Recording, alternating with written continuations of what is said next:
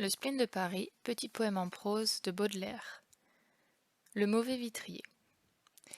Il y a des natures purement contemplatives et tout à fait impropres à l'action qui, cependant, sous une impulsion mystérieuse et inconnue, agissent quelquefois avec une rapidité dont elle se serait crue elle-même incapable.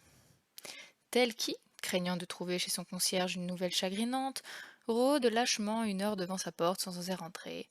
Telle qui garde 15 jours une lettre sans la décacheter, ou ne se résigne qu'au bout de 6 mois à opérer une démarche nécessaire depuis un an, se sentent quelquefois brusquement précipités vers l'action par une force irrésistible, comme la flèche d'un arc.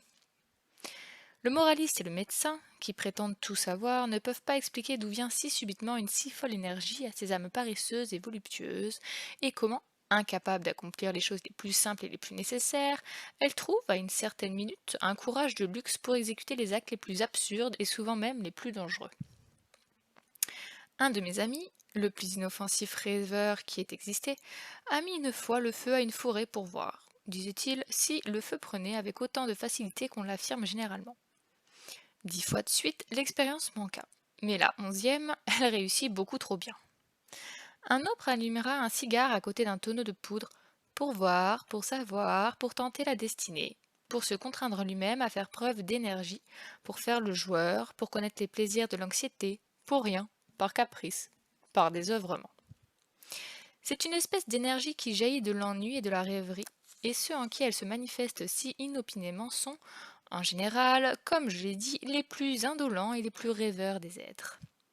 Un autre, timide à ce point qu'il baisse les yeux même devant les regards des hommes, à ce point qu'il lui faut rassembler toute sa pauvre volonté pour rentrer dans un café ou passer devant le bureau d'un théâtre, où les contrôleurs lui paraissent investis de la majesté de Minos, d'Éaque et de Rhamadante, sautera brusquement au cou d'un vieillard qui passe à côté de lui et l'embrassera avec enthousiasme devant la foule étonnée. Pourquoi? Parce que... Parce que cette physionomie lui était irrésistiblement sympathique?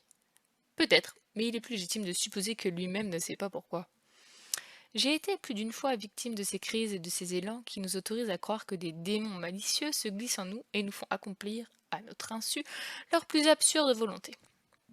Un matin, je m'étais levé maussade, triste, fatigué d'oisiveté et poussé, me semblait-il, à faire quelque chose de grand, une action d'éclat. Et j'ouvris la fenêtre.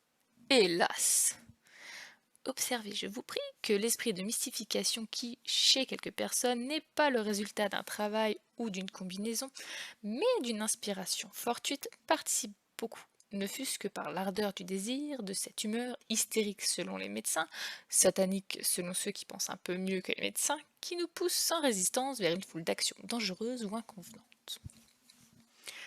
La première personne que j'aperçus dans la rue, ce fut un vitrier dont le cri perçant, discordant, monta jusqu'à moi à travers la lourde et sale atmosphère parisienne. Il me serait d'ailleurs impossible de dire pourquoi je fus pris, à l'égard de ce pauvre homme, d'une haine aussi soudaine que despotique. Hé, hé Et je lui criai de monter. Cependant, je réfléchissais. Non sans guetter que, la chambre étant au 6e étage et l'escalier fort étroit, l'homme devait éprouver quelque peine à opérer son ascension et accrocher en maint endroit les angles de sa fragile marchandise. Enfin il parut. J'examinai curieusement toutes ces vitres et je lui dis « Comment? Vous n'avez pas de verres de couleur?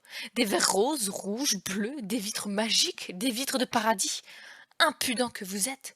Vous osez vous promener dans des quartiers pauvres et vous n'avez pas même des vitres qui fassent voir la vie en beau. » Et je le poussai vivement vers l'escalier, où il trébucha en grognant. Je m'approchai du balcon et je me saisis d'un petit pot de fleurs, et, quand l'homme reparut au débouché de la porte, je laissai tomber perpendiculairement mon engin de guerre sur le rebord postérieur de ses crochets, et le choc le renversant, il acheva de briser sous son dos toute sa pauvre fortune ambulatoire, qui rendit le bruit éclatant d'un palais de cristal crevé par la foudre. Et, ivre de ma folie, je lui criai furieusement. La vie en beau! La vie en beau!